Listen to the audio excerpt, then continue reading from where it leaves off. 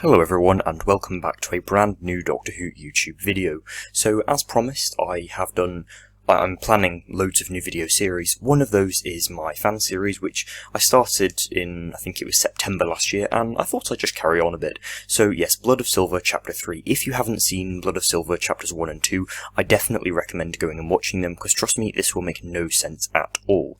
So if you're still here and you have already listened to Blood of Silver Chapters 1 and 2, basically they're in Akhaten and Jo Grant has been poisoned, obviously the Doctor's companion, by this silver apple she got at the Akhatenian market, and she fell off her traveller, which is one of these sort of space traveller things, and yes, she's basically falling through space and the Doctor has to go and get her and save her. So yes, without further ado, let's listen to Blood of Silver Chapter 3. Also, if you enjoy this, please comment down below and yeah, just say your opinions on the story, to be honest. I do like seeing comments on my videos. So, this is Blood of Silver, Chapter 3.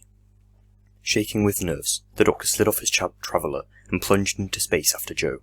Floated would have been a more accurate description, for instead of plummeting towards a planet, adrenaline racing through him, the Doctor simply floated off. After a few seconds, a snap of cold hit him, sending a chill down the Doctor's spine.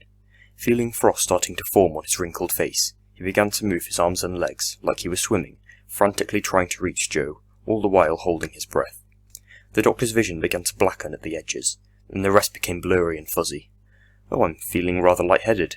Giddy, even," the Doctor mumbled to himself, now incredibly short of breath, just as his eyes quietly closed and his body lay drifting through space next to Jo's.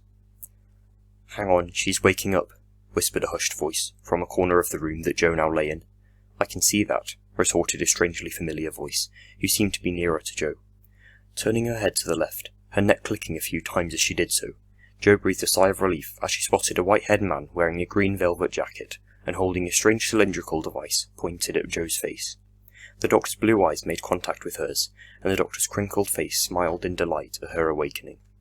Sitting up, Jo observed the room displayed before her, as the Doctor had taught her countless times. She seemed to be sat in some sort of pavilion. There were cream-coloured stones that spread out in a fan-like shape, forming a circle with a fountain trickling gently in the middle.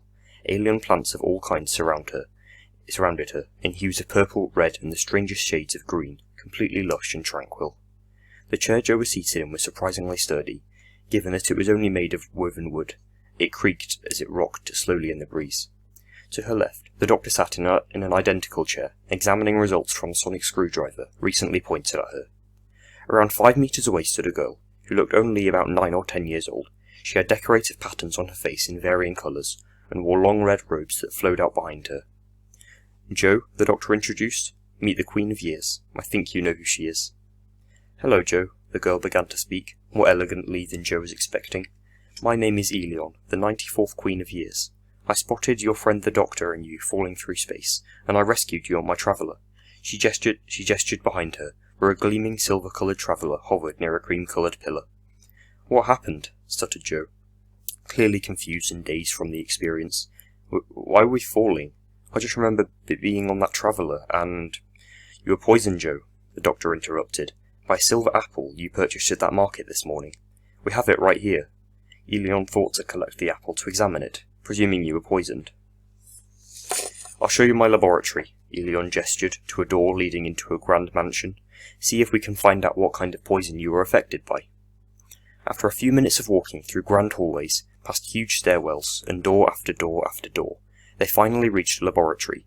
It was a stark contrast from the desert-like feel of the market, and the technology looked much more advanced than the rest of Akhaten.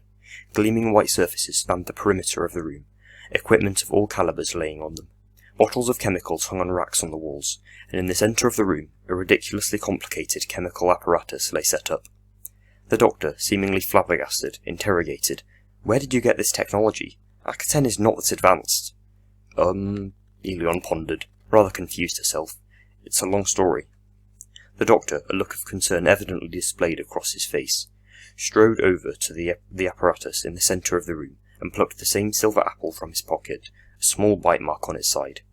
Elion, taking the apple from the Doctor, walked over to another part of the machines, and placed the apple in a box. Within a second, razor-sharp spikes protruded from it, squeezing the juice from the apple, and releasing it down a tube. After it was evaporated, condensed, and had tens of other processes done to it, finally, in a test tube a few meters away, was a silvery liquid. You sure that isn't just the colouring from the apple? Joe suggested quietly. The doctor, a look of immense worry and panic scrawled across his face, turned to Joe. Cyberium, he announced. Those apples contain Cyberiant, the element of the Cybermen. What are Cybermen? Joe and Elion inquired in unison. They come in all forms, the doctor muttered, but they're essentially humans, but stripped of life and personality, devoid of feeling and emotion, the most gruesome way to be killed, to be spared. Isn't that cheery? Elion murmured. The doctor, ignoring her, continued. Cyberium is the element of the Cybermen. I've come across it before. The Cybermen armies use it for a range of purposes. It can be used for practically anything, but I think I know why they're using it this time. To control people. Most Akhatenians have been digesting Cyberium unawares because of those apples, but humans aren't as immune. That's why you passed out for a few hours. Wait, Elion asked, worry in her brown eyes. I don't suppose Cyberium is what that machine on top of the temple is producing. The doctor darted his head towards her and began nervously pacing. Oh dear, this is terrible. Oh, it's all coming together now. The Cybermen are invading Akhaten as we speak, but incredibly slowly. They're disguised amongst the Akhatenian population, probably through some sort of perception filter. That's what I detected this morning with my sonic screwdriver. They're creating more Cybermen by controlling people through Cyberium. The Akhatenian population are turning into Cybermen. Joe, terrified, announced, We need a plan. Elion, already walking towards the door, replied, Good call, Joe. I know just the place. After a few minutes of walking down seemingly endless corridors, Joe, Elion, and the doctor emerged into a grand luxurious hall. Potted plants seemed to line the floors, and it fitted the general cream and grey aesthetic as the rest of the manor. In the middle was a solid oak table, seemingly out of place. Once the trio had taken seats, the doctor began to speak. Elion, aside from the silver apples and the machine in the temple, can you think of any other Cyberium sources? Anything that looks suspicious, odd, or out of place? Several, actually, Elion replied confidently. Those silver bracelets from the market, they've been known to, well, stab people with needles and inject Cyberium into their own bloodstreams. A look of shock and panic flashed across Joe's face. Doctor, she cried, I'm wearing one of those bracelets. Gesturing to her left hand, she displayed the silver bracelet she had bought at the market. Quick, Joe, take it off, the doctor shouted. Joe, attempting to pry the bracelet off her left wrist, tried constantly, but to no avail did it move. Doctor, Elion, Joe whispered, her voice shaky. I can't get it off. It must have stabbed me when I was unconscious. The doctor spoke quietly. Cyberium controls people, yes, makes them more suggestible, but, Joe, you have all three Cyberium sources running through your system. You have blood of silver. Joe, panicked, displayed her right arm, and instead of its usual colour, it was a silver, mechanical arm that was rapidly turning Joe into a Cyberman.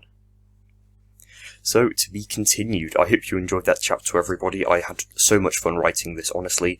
And chapter 4 is coming in a couple of weeks, so stay in tune for that. And yes, I really hope you enjoyed that chapter of Blood of Silver. And if you enjoy my content and want more content, which, by the way, is coming on Wednesdays and Saturdays from now on, then make sure to subscribe to my channel. I would really appreciate it. I am trying to get to 250 subscribers by the end of 2021. Maybe slightly ambitious, but, you know, it might happen. And yes, feel free to comment on your opinions on Blood of Silver so far in the comments. Feel free to say which is your favourite chapter so far.